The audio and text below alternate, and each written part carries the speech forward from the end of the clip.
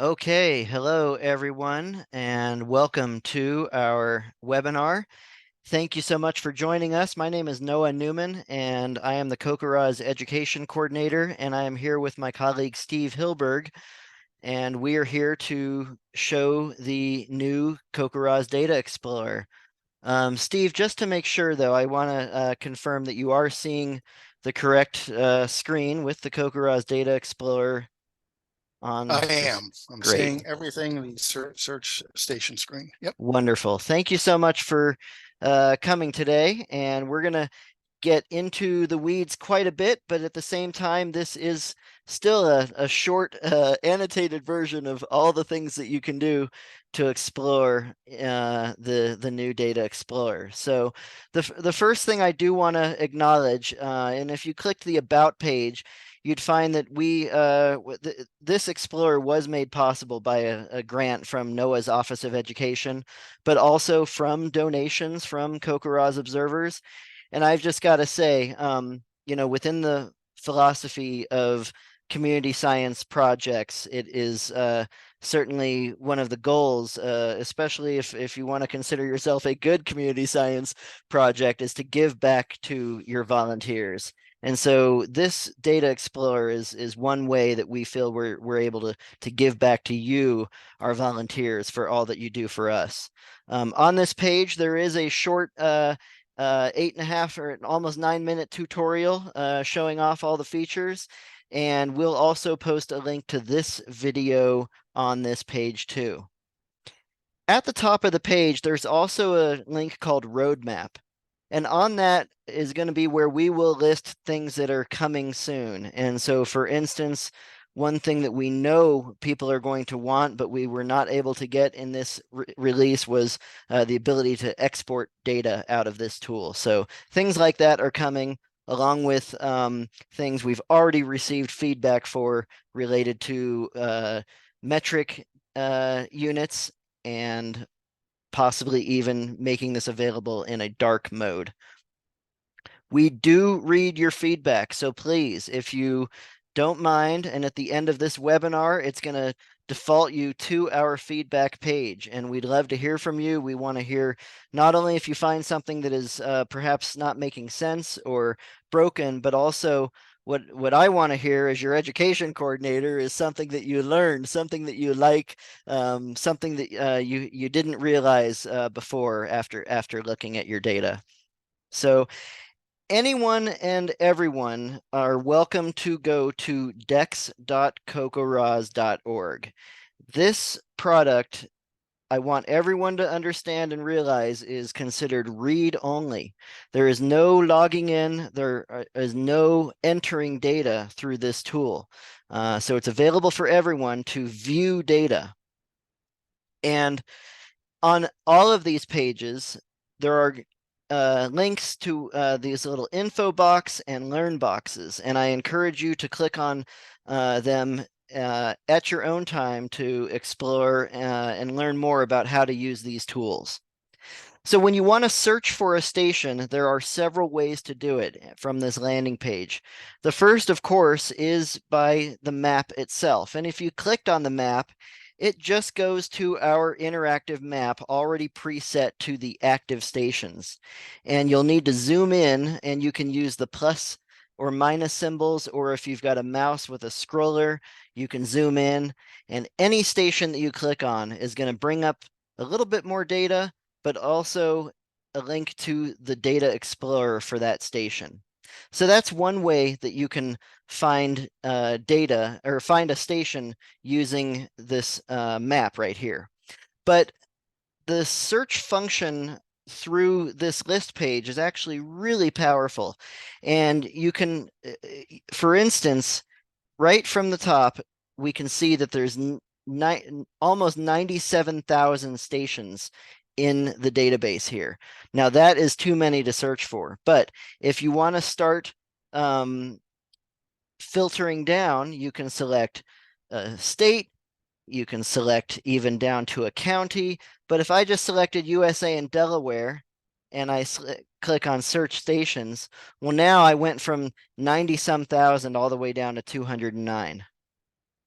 And just to continue on here, let's say you already knew that your station was DEKN7, but you wanted to just see all the stations in your county.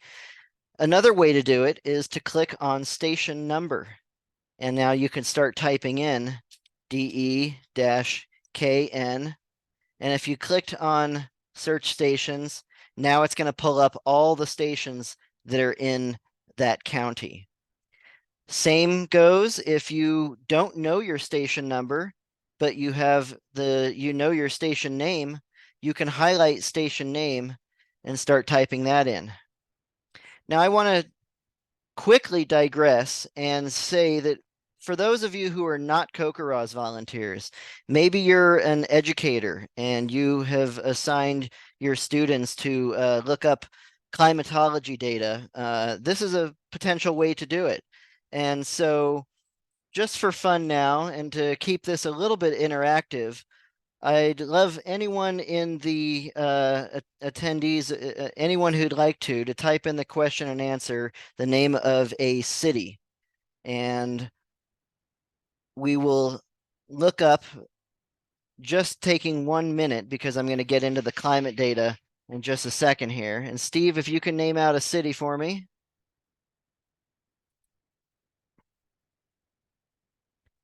And you might be muted, Steve. The first one would be Columbus, Ohio.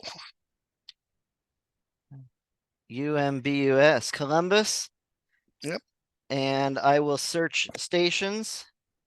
And now you don't even need to find a station that necessarily has data. You could, if you just wanted to find out the climate in Columbus, now this is Columbus, Georgia. I better make sure I'm finding a station in the right state. And so again, I can search, I can filter Columbus. What were we saying? Ohio? Ohio. Yeah. So we can do Ohio. And now I can look up any station that I want, whether or not it has data, and I can go to the climatology tab, and I'm going to get into this a little bit later on, but now we can look and see one of the famous questions that we get sitting in a climate office is my cousin Sally is getting married in Columbus, and is it going to be raining in July? And here now we can look at this data and find out how wet or dry of a climate you're going to be going to. So that is one way to use this tool. But furthermore, these date filters are super powerful. And I'm not going to spend much more time on this, but I want to show you how someone, maybe for instance, a CoCoRaHS coordinator who is interested in mining some of the data, you can, for instance, and just as a curious person, you might want to say, hey, I want to know if anyone who joined during the year 2015, so their first ops date was sometime in 2015, is still reporting today. And so we've set the last ops date for the last 30 days. And if I search stations now, I can see that there's 890 stations that joined during that 2015 year. This brings me to a very important point, and something that's kind of neat is that we end up with these little kind of chiclets at the top of our filters that we have set. And so you can toggle, now that you can see your filters, you can turn one off, for instance, to change what you're looking at. And then also what I want to point out about these filters is that they are literal. So for instance, what we are making sure that we're looking at is someone who joined and had their first observation sometime during 2015, and that's only 890 stations. If we change this to say, if anyone joined since 2015 through today, so anyone since 2015 through today, but are still reporting, now we've got 14,500 stations. So as you're using these filters, just keep in mind that they are taking what you're asking for literally, and sometimes they might be almost too tight of a range that you didn't realize you were setting. But as you turn off a filter or turn one on, it'll automatically adjust. Okay, so moving on, we are going to get into the meat of the tool. And the next trick I want to show everyone, if you're paying attention to the URL at the top of the page, and the very home base of this thing is dex.cocorahs.org. Any station that you are viewing at any time whatsoever is going to be populating in that URL. So if you know the station number that you want to go to, you can just manipulate the URL itself. And I'm changing it right off the bat to our founder, Nolan Duskin, and his station, COLR 273. And what we get from the get-go on the station overview tab is not only the station name, station number, the start and end date, but we get a nice grand total of observations right in the header bar here. We get some station activity stats, and then we also get some fun stats showing today's observation. We know Nolan is visiting his cabin in the Upper Peninsula of Michigan. He's got farmhands taking the data when it comes, but he'll come back at the end and backfill his data. But we get month to date, year to date, and we've already received some feedback. We might add a new category here of water year to date, showing your rain gauges.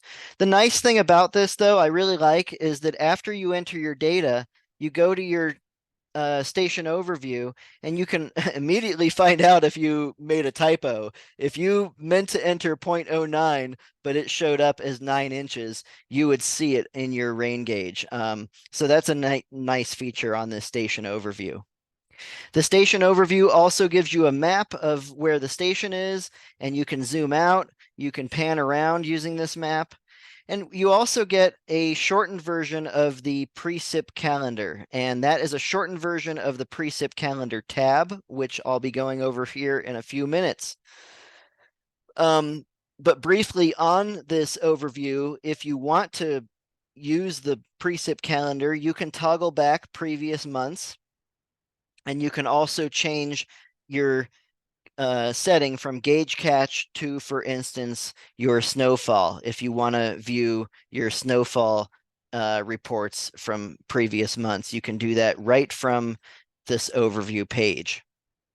Okay, I am going to move from the overview page to the climatology tab, unless Steve remarks that I forgot anything to add, other than make sure if you have thoughts or wonders, you can click on info or learn on any of these tabs to hopefully find out more. Steve, how am I doing? Good. Well, you might want to talk about the section below the station map just a bit, because that's your metadata for your station. Thank you for reminding me. And I'll mention too, people's view are going to be different based on the size, the width of your screen. So if you're on a smartphone, these things are going to be stacked versus if you're on a wider screen, which we recommend, these you'll get the best view out of this. But thanks, Steve. Scrolling further down, you get some metadata, including a hyperlink to your local National Weather Service office. So wherever this station is, this link here will go to the National Weather Service office station or page for that station. Thanks, Steve. Okay, moving on, climatology. This is a biggie, and I want to get into the weeds a little bit here and show off some of the neat things for this page. I'm skipping to the bottom section of the page first to show off what are these climate normals. These are not your data. These are not recorded data from this station. These are long-term climate normals or averages. And what I want to point out, if you click on information, we've got some information about what climate normals are. And what I want to highlight here is if you clicked on understanding climate normals, it brings you to a NOAA.gov page about understanding climate normals. And what you can learn about them, for instance, is that these climate normals are 30-year time periods, and they get updated every 10 years. And so this most recent update happened where the new 30-year period is from 1991 through 2020. And if you continue on through that tutorial, you can also not only see where they highlight thousands of citizen science who collect local weather observations, and that's related to the co-op program, similar to CoCoRaHS. But what I want to point out that everyone understands is that climate normals are not just simple averages. You're not just adding them up and adding up 30 years and dividing by 30. These are complex statistical calculations, and they don't have data in every single point in the nation. And so you need to take data where you have it and extrapolate out, for instance. And so that's where you end up with what are these 30-year normals. But what's really exciting for us, and for those of you who are part of CoCoRaHS and have been for many years, you're familiar with our partnership with the Prism Climate Group and the Prism portal on your My Account page with CoCoRaHS that gets you these uh, normals, these long-term averages. And so what's fascinating here is that these are different products. Prism and NOAA are different in the way that they calculate their 30-year normals. And so from what I'm able to discern, this is the first time ever that you've been able to access two different sets of climate normals simultaneously and be able to see them. And what I'll point out here, and we're seeing both prism and normal in the green and the blue, and the list on the right, where you can see the differences between the two. And I'm going to explain the differences here in just a second. But you'll find some stations, oftentimes more east of the Mississippi, where the NOAA and Prism normals are almost identical. In fact, you might look at your own graph and not even know that there are two different lines here going on because they're so close. There are others that that can be vastly different.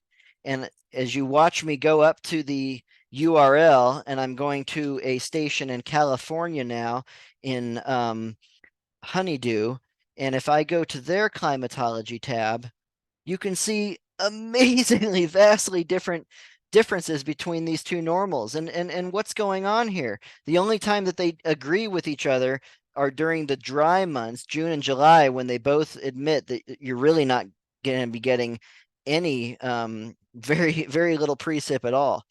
But what's going on here? Why are these two normals different? And as I mentioned, these are complex calculations. And the main thing that I want to point out, I've now gone to this Prism Data Explorer on the Prism page, where I've got this map, and I want to point out here, you can see Denver, you can see Fort Collins. If I zoom out a little further, you can see the entire state. And this red arrow, this red dot, as I zoom in closer to Fort Collins, is actually a 4-kilometer grid.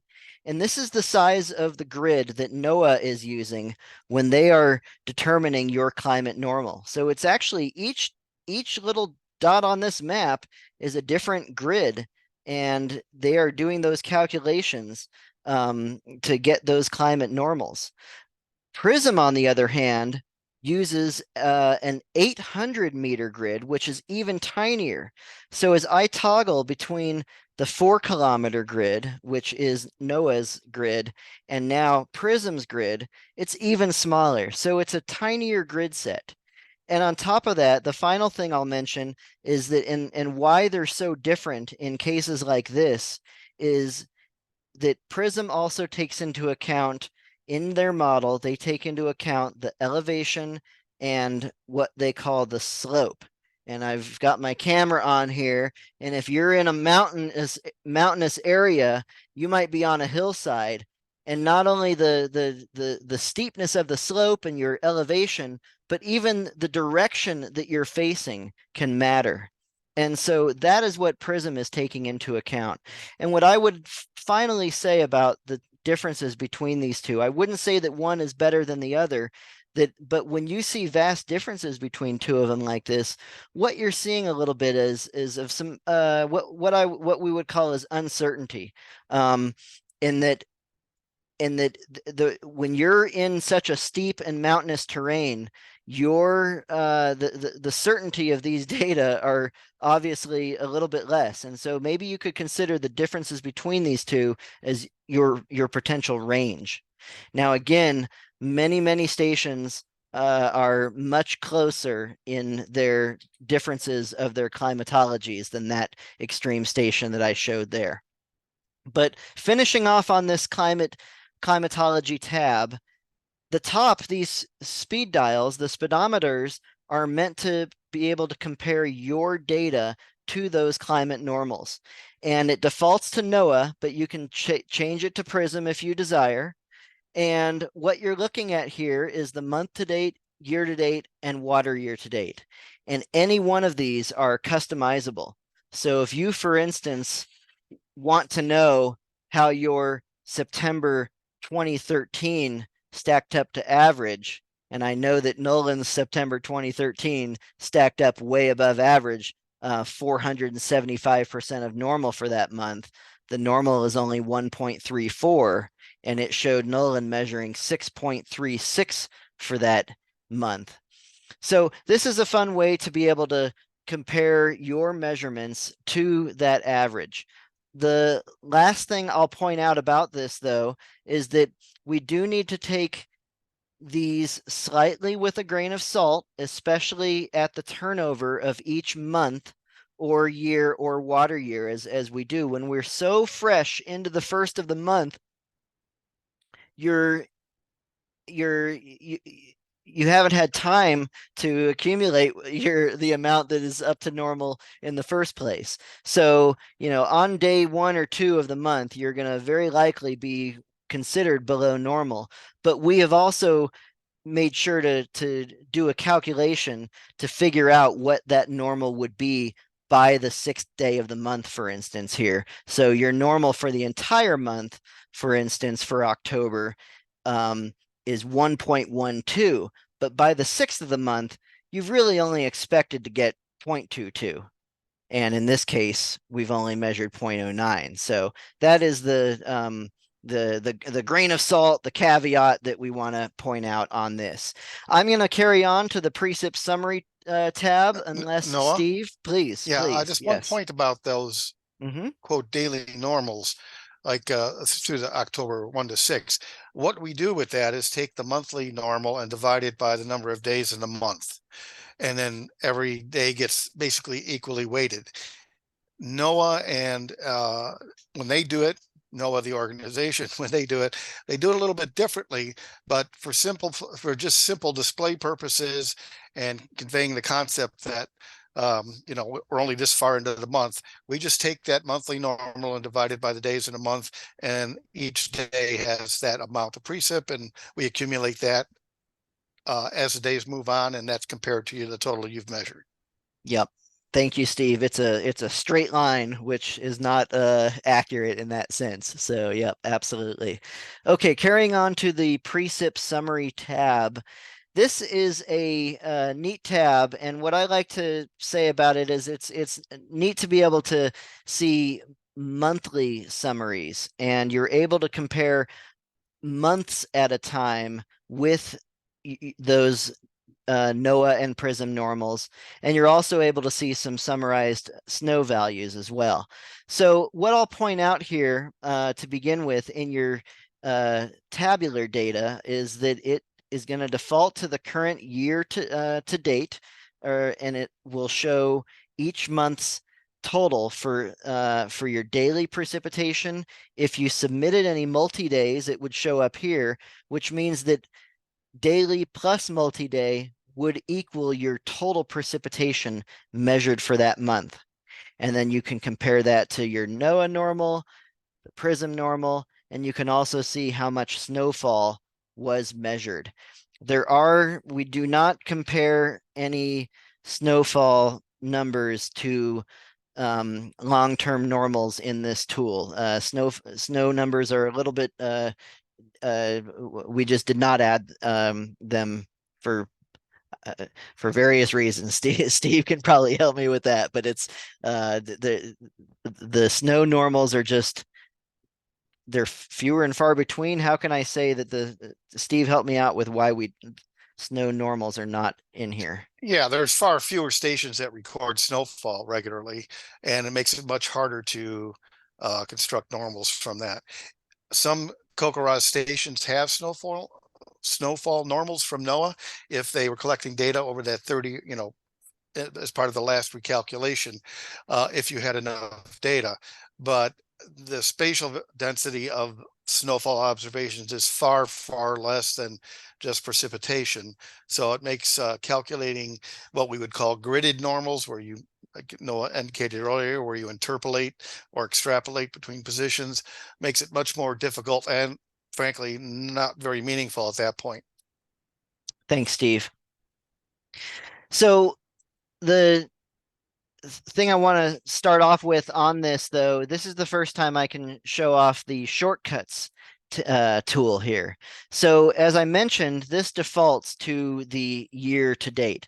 But if you, for instance, prefer to see the water year or any year or water year, for instance, you can use this shortcut tool to do that. And so I'll pull up the previous water year just because it just ended here, and it'll show now just this last water year here. You can also set your own custom months as you and dates that you prefer, and you can also choose the entire, and this sometimes takes a while when you've got 9,000 records here, but we're pulling up the entire period of record for Nolan Station here. Now, the list gets truncated and you can scroll up and down, and I will also show these in just 1 second here.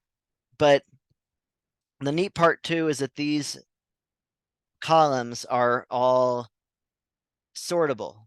So I can, for instance, click on daily precip and see Nolan's all-time high amount for of 6.48 happening in May 2015. And so if there were multi-days included, you might want to sort by total precip is actually what is probably preferable. And now we can see a top-down list of the top 10 plus months and keep on scrolling down of measurements. So it's fun to be able to see your the most you've ever measured in 1 month in a quick and easy way.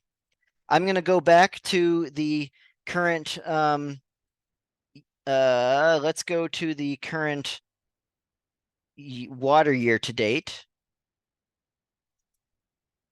And let's see, did it? Yep, it took a second because it had a lot of data to crunch there. Standing by. And what I'll actually do is click the current calendar year to get a little bit more data going on here. And so now I'm going to scroll down and show you these bar graphs of the same data that we were looking at here. The snow data is all for the axis on the right, monthly snowfall data, but any of these can also be toggled on or off by clicking on the title in the legend.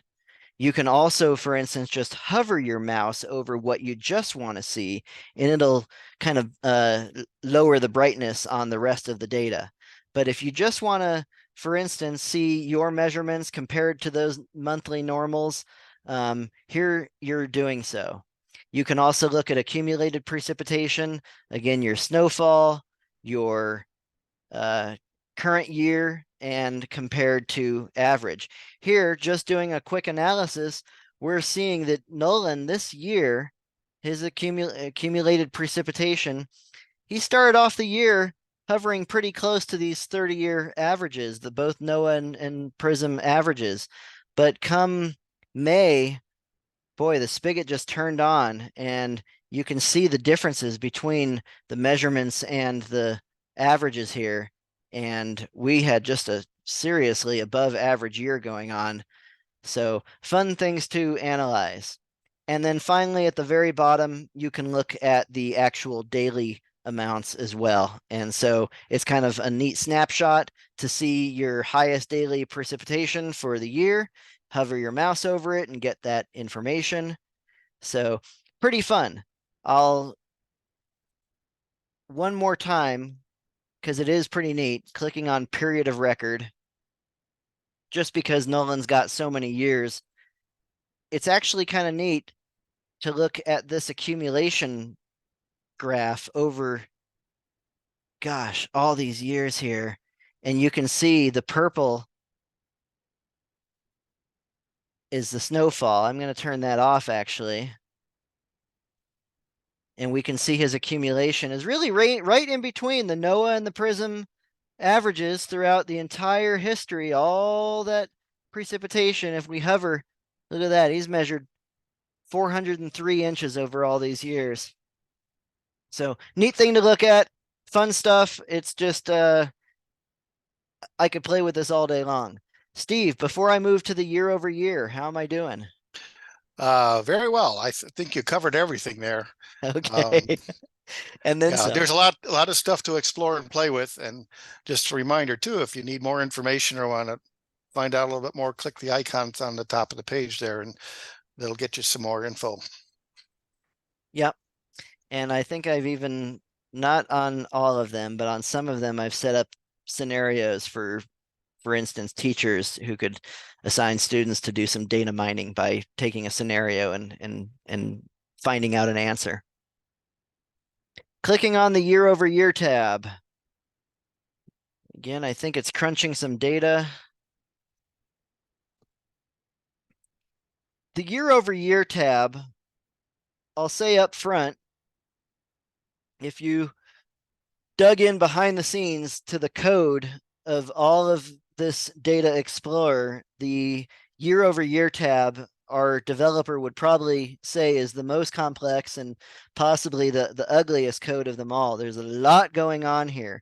And so if you find a bug or something funny, what I want to encourage you to do, and I'll show you in a minute, but you may have to go up to the top of your the URL and refresh the whole thing.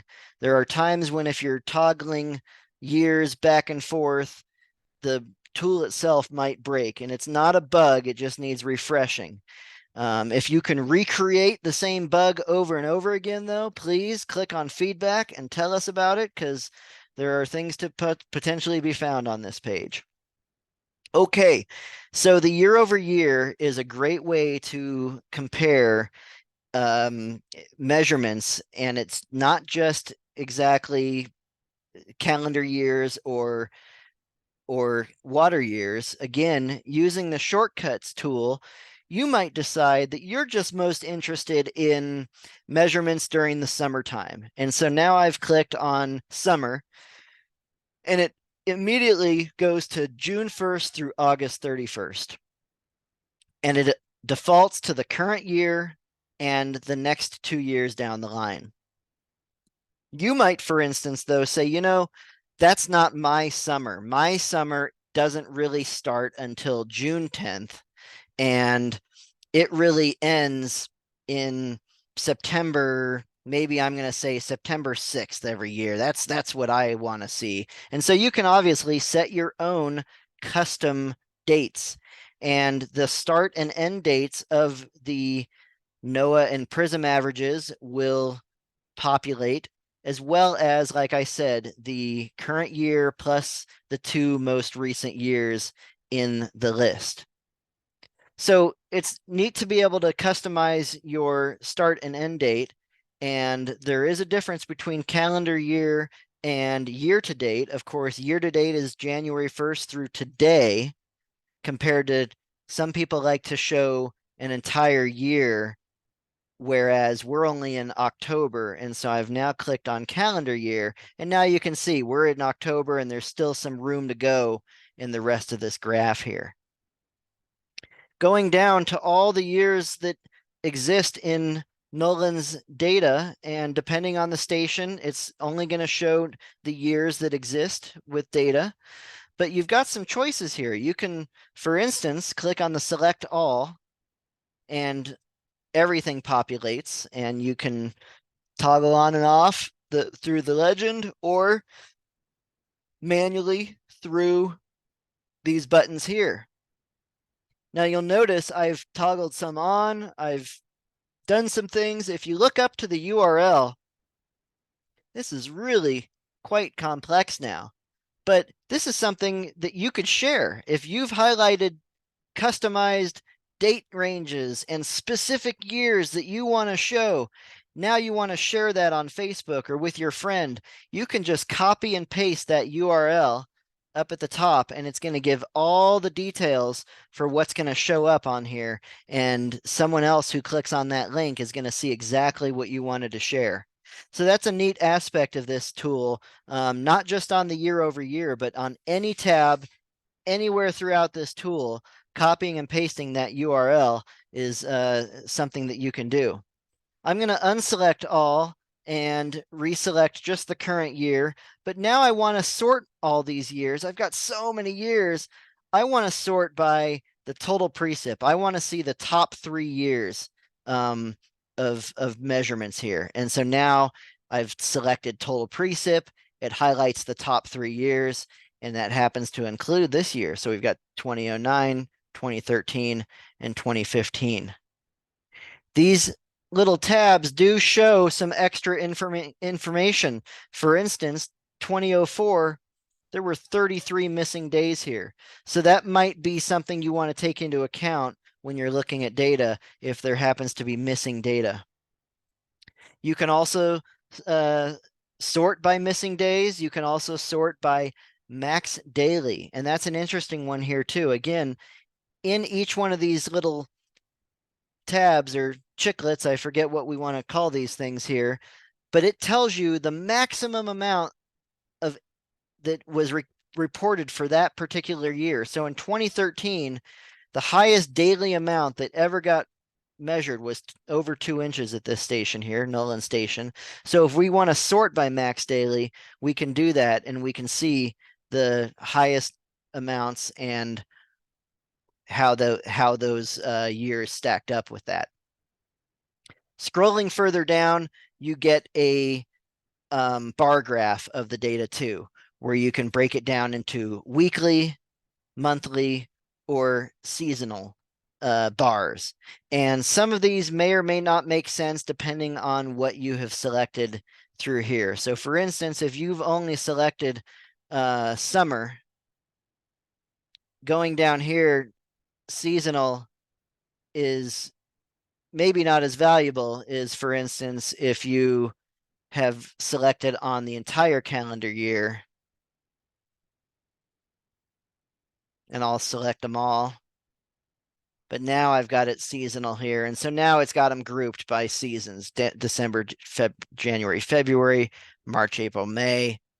And you can see that, boy, 2013 was it was a record-breaking summer for us here in Fort Collins, based on Nolan's data here. So that's neat to see right there. Steve, how did I do on year over year? Okay, one of the things I wanted to mention, and it came from your example of the odd summer, Yes. June 10th to September 6th. Actually, where that would be really useful for those of you that farm or garden or serious about that, you could easily do your growing season and see the precipitation through your growing season. Now, growing season is defined as the period between the last spring freeze and the first freeze in the fall. So you can get that last freeze in the spring pretty easily from local climate data if you made a note of it. So it would be whatever that date, around here in Illinois where I'm at, it's typically in April, and so it might be April 5th to present is our current growing season. The growing season ends when we get a freeze, so you can compare different years and different growing seasons using this too. So get an idea of what your precipitation is like. But there's a lot of cool things you can do with this. It's limited only by your imagination. There you go. And boy, I'm just, I'm playing along here April 5th through current, and I populated all the years. And again, 2023, this has just been such a banner year, but we could see we only just recently surpassed 2009. So yeah, neat stuff. Neat stuff. Thanks, Steve. Okay, pre-sip calendar. This is really fun. And as a staff, we're going to call out and thank our colleague Henry Regis, our national coordinator, for this idea. Many of us in CoCoRaHS are also baseball fans, and we had and Henry loved the idea of the snapshot baseball calendar where you can see your home and away games and things like that. But in this case, on a precip calendar. So here we can look at defaults to the current year to date, but you can choose any year you'd like, or you can choose different spans of time.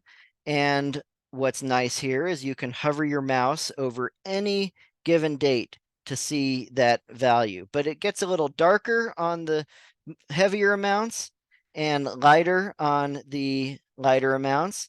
You can toggle to snowfall, your snowfall SWE measurements, snowpack, and snowpack SWE. So one thing I want to point out here is in the legend, it talks about this overlapping observations. And I'm going to go to search stations here and show, for instance, we're going to go ahead and pull up, well, I'll go to Colorado. And what I'm going to on the search stations, these columns are also all sortable. So I'm going to sort by percent of days covered by ops. And you can see some of these stations have more days covered than there should be. It should really top out at 100%. And so usually what you end up with is a problem with potentially overlapping data. And so let's see here. We acknowledge that when we release this tool, it would be revealing potential warts and all. And if I pull up the period of record for, oh, and that station only had 2 observations, so slightly bad example. But we can see here that there's some overlapping observations going on. These happen. Oftentimes what happens for you as an observer is a typo where the date got changed to a day that existed before you even joined, and you accidentally entered a 0 for a date back in 2010. And so you might land on your station overview page and see that you've got greater than 100% coverage here. We'd encourage you to go to your precip calendar, pull up your period of record, and find those overlapping observations. And Noah, furthermore, yes, go ahead, I Steve. think it's important to point out that Mhm. what's overlapping here. Yeah, What's thank you. typically overlapping is a multi-day report and a daily report. Yep. Thanks for pointing that out, Steve. And I I'll try one more time here and grab a station. Last ops date in the last 30 days. And so a current station with more than 100% coverage, but lots of data. Here we go. And we're going to go to the precip calendar and show the period of record and find that overlapping data. And as Steve said, it was very likely just one daily report that was here and then a multi-day that covered over that single day. So we want to clean up these data and we want to help you clean up your data as well. So when you find these data, one thing you can do is seek it out through your ops table or your ops calendar and find that data point.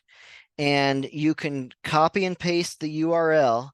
And now I'm going back to the CoCoRaHS page. And if you're logged in and you're on your My Account page, whoops, and I was trying to not show my own personal information, but clicking on your My Account page, it will show a link at the top that says data correction form. And I've just given out my own personal information there. I might fuzz that out in the recording here, but go to my account and click on that link and you'll be able to submit a correction for that bad piece of data. So we want to help you clean up your data. If you find something that needs correcting, go to your My Account page and click on that link and you can submit and one of us will help you get that cleaned up.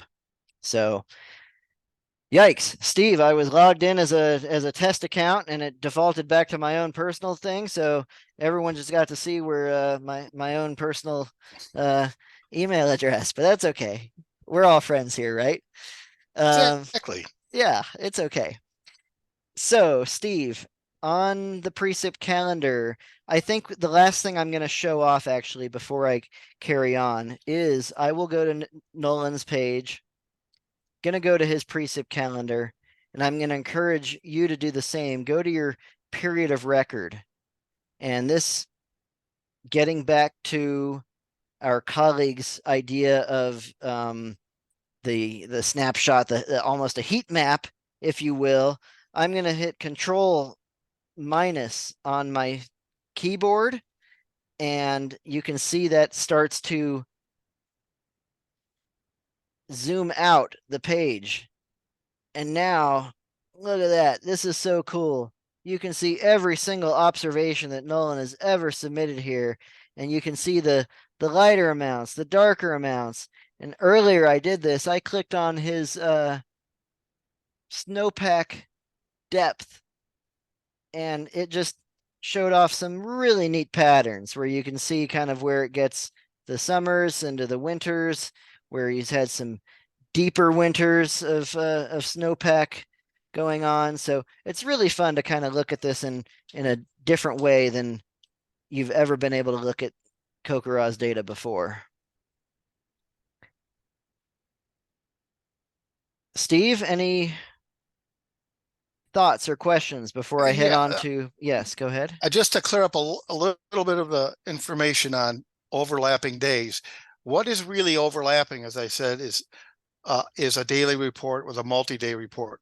Some observers will file a multi-day report because they were gone for the weekend or whatever, and they'll file that, but then they'll go back and fill in zeros for those same days using the monthly data form, and those will automatically flag as overlapping. You can only have one observation represented per day. So you can't have a day with a multi-day and a daily report. Unfortunately, our error checking on the input forms doesn't catch that in one direction. So if you try and enter a daily report when you've already had a multi-day report, when you have daily reports, it will not let you. You'll get an error. So, but there is a way to get through that, which unfortunately we haven't plugged that hole yet. But that's what shows up as overlapping. So, and that's the typical issue. Or when you filed your multi-day report, you had the start or end date off by a day, and so it'll show an overlapping day. We just want to clear those up as we find them, and we've done quite a few already, but that's what we're referring to as an overlapping report. Yep. Thanks for reiterating that, Steve. And as he mentioned, there'll be a future where it'll be totally impossible to have an overlapping report, but yes, there are scenarios where it can accidentally happen, and if you notice it, please point them out. We'll help you get those data cleaned up. Okay, moving on to precip distribution. This is an interesting one and really fun, but takes maybe a minute to chew on to totally understand what you're looking at. And so I'm going to do my best, and I think we'll get through this. So the distribution analysis is basically looking at how often does it rain, and then when it does rain, how heavy are these individual events? The main thing that I cannot stress enough, and it's unfortunate, but it was just the way it is that this analysis can only include daily reports. So if you have multi-day reports that you've submitted, they're going to show up as missing. It's going to say missing even if you had a multi-day report. So I don't want you to panic, but you just got to understand that multi-day reports don't work in this analysis, mainly because we are looking at we're trying to compare apples to apples of 24-hour events. And if you had a multi-day in the mix, it just doesn't, it just messes up this analysis.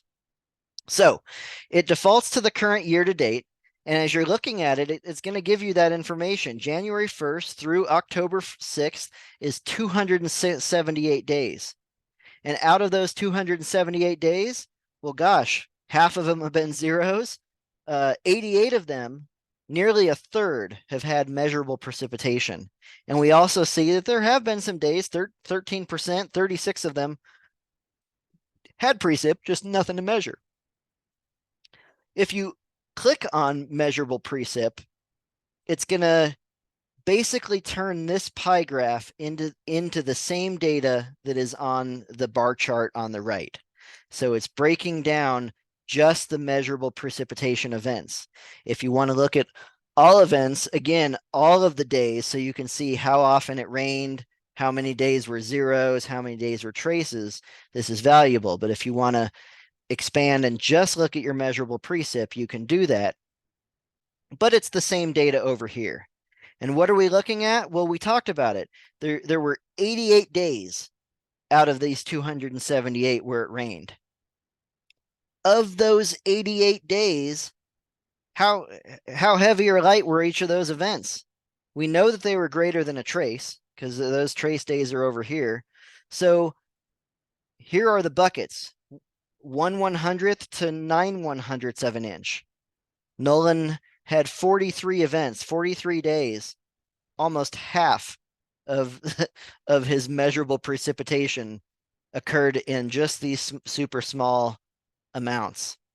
He had 14 events that fell between a tenth and a quarter, or 0.24. He had 25 days where it rained between a quarter and an inch. And he actually had 6 days this year where it rained more than an inch, between an inch and 2 inches of rain.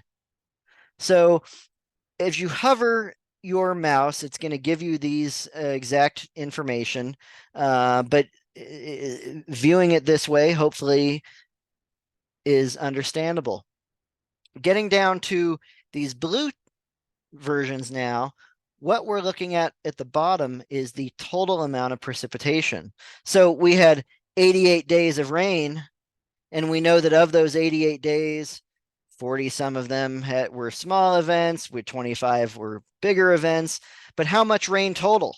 Well, we measured a total of 21.29 inches during this period. 21.29 inches. And we can see here that of that 21 inches, half of it came from these events that were between a quarter of an inch and an inch. So you almost want to look at these bar charts in a vertical manner, where you can say, okay, I had 25 days out of my 88 that were between a quarter and an inch, but that added up to 50% of the whole total for my period. So the punchline is oftentimes the same. Most of your rain comes in the form of the smaller events, but most of the accumulation, the total amount that you get, really come from the bigger events, the fewer and far between. What we like to call in Fort Collins the ones that you can hang your hat on. We had 6 events between 1 and 2 inches. Without those 6 events, we wouldn't have had a third of this entire data, of this entire amount. So six six of those days came up with a third of our rainfall. That's really oftentimes what you end up seeing with this. Steve, I had preloaded. I'm not sure it's in this tab now. HI. I want to say Hawaii HI 3. First thing I want to point out that I forgot to is that not everyone is going to have a climatology tab. And as you can see, Hawaii is one of them that does not.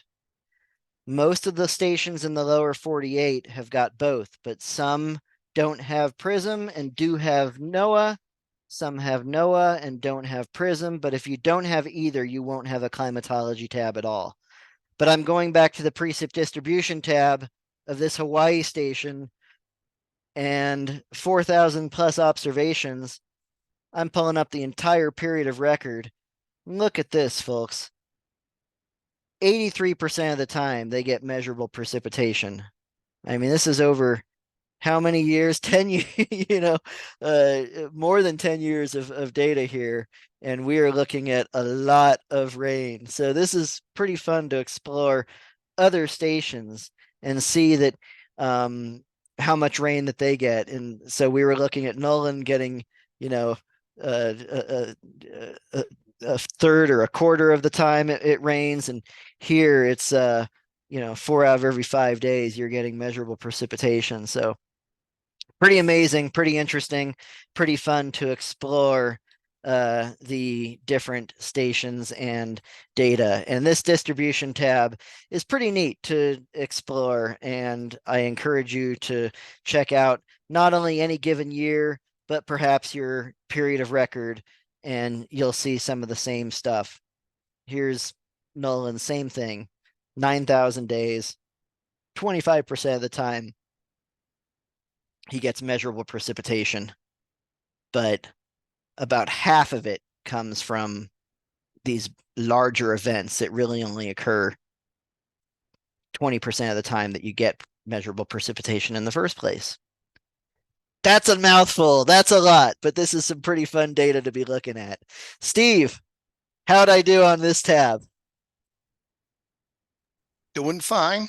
Okay, did I lose A lot to everyone on that explore one? again, but Yeah, that especially was, if you're looking at different stations. But yeah, a yeah. lot of good information. We are winding down. We are getting towards the top of the hour, and these last 2 tabs go much quicker. But the ops calendar is nice. This is the first time on this tool that we've been able to also include condition monitoring, significant weather, your hail, and using this calendar, you can toggle back to previous months, and you can see not only your significant weather, but if you clicked on it, for instance, you can see your condition monitoring reports. You can see, and I'm even going to toggle back to the winter time. Look at this. You can see snowfall amounts, so you can see when you reported snow. You can click on that and you can see the report. You can click to go straight to the map and view that as well. You can also fast forward to a time in the past or present using this button as well. Or you can click on today and it'll go all the way back immediately to the current month. Finally, the ops tables, another very powerful tool, but a nice way for you to be able to, again, maybe using the shortcuts, pull up your entire period of record. Now you can see every single significant weather report that you've ever submitted. And it takes some time because it's crunching some data here. Here's all the significant weather reports. I'll go back to daily precip and note that these columns are also sortable. So once it catches up, I can say, what is the deepest snow that Nolan has ever measured? And I'll click on snow depth once. I'll click on it a second time, and it'll sort from highest to lowest. 27 inches of snow on March 13th, 2003. And you could read the notes. You can go to the map and see other reports and what was going on that day. 3 inches of melted snowfall, for instance, because that was a heavy snow day on that report. So fun. You're able to sort your data and see your biggest measurements of all time and go immediately to the map and view it that way. So that's one thing that you can do. Again, use the shortcuts, use these little mini tabs. Anything you're looking at can be shared through the URL. I hit those very last tabs quite quickly, but we are at the top of the hour. We've taken up 1 hour. I'd love it if you have questions, comments, concerns, criticisms, complaints. Hit me. Okay, Noah. We've got a couple of questions, and a couple are pretty simple and straightforward. First one was from David, and he asked, what if the multi-day precipitation report includes days in 2 different months? Oh, very And I good think it was question. back when you were, yeah, when you were back on the precip summary or climatology tab. But yes, we can see Right. that a lot. So we do see that a lot. And there are times when data that spans from 1 month to another does not populate. So for instance, just as an example, I'm on precip summary and it starts January 1st, 2023. If you had a multi-day that spanned from the beginning of December through January 3rd, that might throw off what is showing up for your January total. So Yeah. multi-days that span over months do weird things with our data, and sometimes um, we cannot. Sometimes it causes bugs, I will say, in Yeah. these. In general, if you look at a station precip summary on the website for, let's say, January, and there's an overlapping report from December, only the precip accumulated, it will, wherever the end date is where the precip is put. So if you have 2 weeks in December and a week in January, that's all going to get stuck at the end of the first week of January. There's no way to apportion it between days or months, which is, it's one reason we say, if all possible, avoid, overlapping months with our multi-day precip or the end of the year or the end of the month. That's not always possible, obviously, but if it is, that's we'd like to avoid. But that's how we handle it. Generally goes in the month that it's reported. Thanks, Steve. Second question from Alexander was, where does NOAA and PRISM get their data? And I assume, where do they get the data to actually compute these normals? Yep. And great question. And again, if you click on climatology and click on the information tab, we provide links to that exact question where it says more methodology details here. It's too detailed to get into in this, but please click on here and get into the weeds as deep as you would like. But But the they are, simple yeah, answer go ahead, is, Steve, please go for it. they get it from you. All the available data goes into calculating those normals. I forget how many CoCoRaHS stations were involved this last time now. It's been a while, but stations with complete data or nearly complete data here in CoCoRaHS are used to help calculate those normals. They use our data, they use data from the co-op network and other official stations, and they aggregate all that to compute these normals. Prism is the same thing. They use CoCoRaHS data for the calculation of their normals. And I know Chris Day, who runs the Prism program, has a very tight window. If you miss more than 2 days a month, he doesn't use your data for that month. And that could be for a variety of reasons. You don't have data for that, but so there are criteria they have to fit. If there's an observer that reports once or twice a month and that's all they do, and that's all the reports they have, that'll never be used. They want data, they want stations with continuous and hopefully nearly complete data. But the observations you're entering every day are what NOAA and PRISM use to calculate these normals. Yep. Perfect. Thanks, Steve. Uh, Yep. Thank you for you yeah. all for your data because, yep, it is helping. Okay. Question from Angie. I think we were talking about I believe, I can't see the top there. Yeah, I think we were talking about year over year and some of the precip summary. Should we then go back to zeros that we did not file? For example, after a derecho in August 10th of 2020, I had to remove my gauge and didn't receive rain until September 2020, roughly about a month later. All this is listed in my comments as well.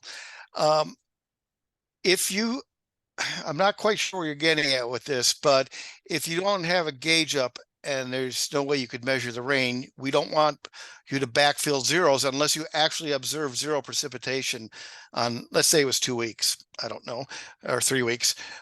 If you actually had no precipitation every one of those days, you could enter zero. But if you don't have an observation, we don't enter zero. Zero is a measurement. So unless it's measured or observed, it should not go in. And your notes probably explain that better than I did just now. But uh, basically, if you don't have a rain gauge, I've had people ask me this. Well, I don't have a rain gauge, but I can report zeros. If that's all you're going to do, that's not really helpful because we want precipitation amounts. But if you observe it, you can report it. Yep. And I'll just add to that we've had lots of observers who are using exactly this, the precip calendar. They pull up their entire period of record and they go, oh gosh, January 3rd, 2023. If you've got your written data, please back enter that, backfill that, and get that data complete. If you don't, though, please don't make up numbers. So Angie, great. If you are 100% sure that there was zero precip, then yes, go ahead and enter those zeros for those days. I know you as I've seen your data before. You're a great observer, so I trust you've got the written records and so yes, please backfill that data if you've got it, but please do not make it up if you don't. Okay, this we get this question frequently since I deal with this in quality control all the time. Cynthia asks, often heavy dew on grasses and the rain gauge exterior. Uh, is not precipitation, it's condensation. So there is no measurement to make in this case. But that being said, if you get heavy dew, it will sometimes condense on the inside of the funnel and accumulate in the bottom of the tube to a hundredth or two.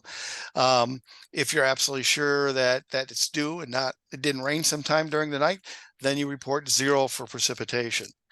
If you're not sure, you can enter the amount and say it might have rained, but this probably is dew.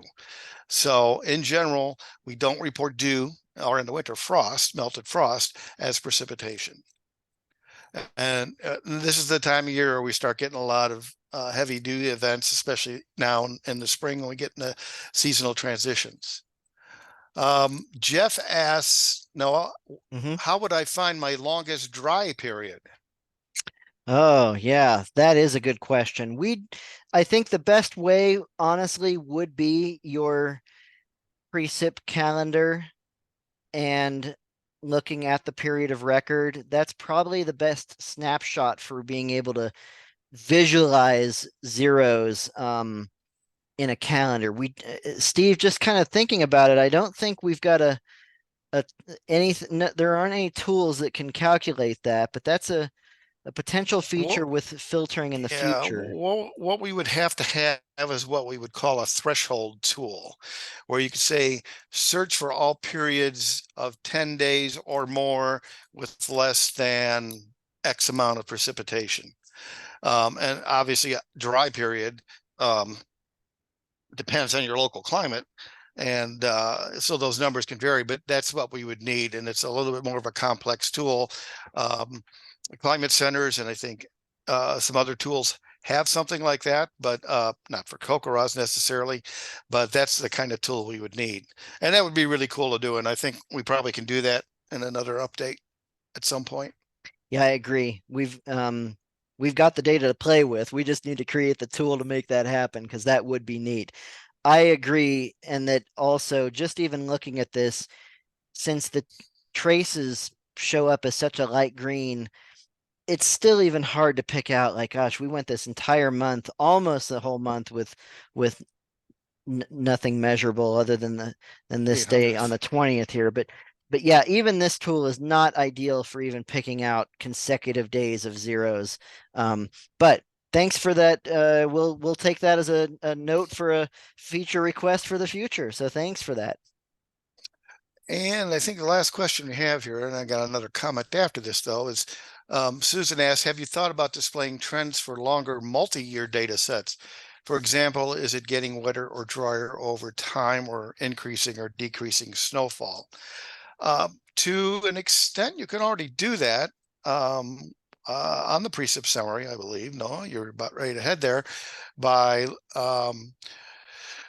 looking at years, but you could look at multiple years and they'll populate here. So, and the charts will show, but you'd have to filter down. Is that scroll up a bit there? Yeah, monthly. So monthly precipitation is a good one because that's probably what you'd be looking at. That if you go to the bar chart there, you're seeing the months. You'd probably look at this more um, shorter periods here to sort of see things clearly. What you're probably looking for is a trend line, maybe. You know, if you plotted this in Excel, a spreadsheet program, you could tell it to draw a trend line on that chart. Um, Eventually, when we can export this data, or you can export this data to Excel, you'll be able to do that. But we don't have anything like that now, but that might be something to consider for the future.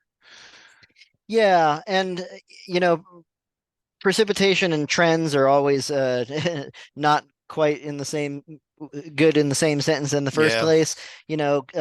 Climate wise, we know we're confident with precipitation. I'm sorry, with temperature, the trends are in one direction, but precipitation is a little bit harder to tease out. That said, I've pulled up precip district. Yeah. Nolan's period of record, and you can see the accumulated amounts in between those averages that are going up. And you can see, during the up till 2010, he was, and these hovering things are so sensitive. Um, but you can see it was kind of, you know, towards the lower end of things. And then ever since 2010, we've trended towards more than average, but that's as close as we can get to potentially looking at something like that. Thanks for reminding me though, if on any of these charts, if you click on the little hamburger menu, you can pull it up in full screen, you can download and you can print these charts as well. And so you might be able to tease it out better in a full screen mode where again, you see some ups and downs going on here, but really starting in 2010, we've Nolan never turned back from being at least higher than the long-term NOAA normal was showing. and something like that's going to require a different analysis than Yeah. this Yeah. to be able to do those things. But as time goes on and we think about these things and we get requests, we'll start trying to make those kind of tools available. But it's a little bit more involved than Yeah. displaying the data as we are now. Um, Mike commented in the chat that he understands, he thinks, why evapotranspiration isn't included. I'm not sure what you think the reason is, but basically the reason is we didn't have time. Um, and we've been working on this for 18 months, and we had a minimal product we had to get out as part of the grant request, and it's not as, there's not as many people doing that. I don't know, a couple hundred maybe, but it's definitely on the list to be up there. And we'll get to that here maybe by next season. Who knows? Yeah. But If it's nothing it's else, going to it'll be be on on, there. it'll be added to the ops Ops calendar, and the calendar, ops yeah, tables will yeah. be the first things that it'll come to. But yeah, you're right, Mike. It's, with just a couple hundred observers, it was not, the juice was Not a not high worth the priority. squeeze Yeah. for that. So yeah, okay. So we've taken up an hour and 15 minutes. I think we made it through all the questions. So I'm gonna probably call it at that.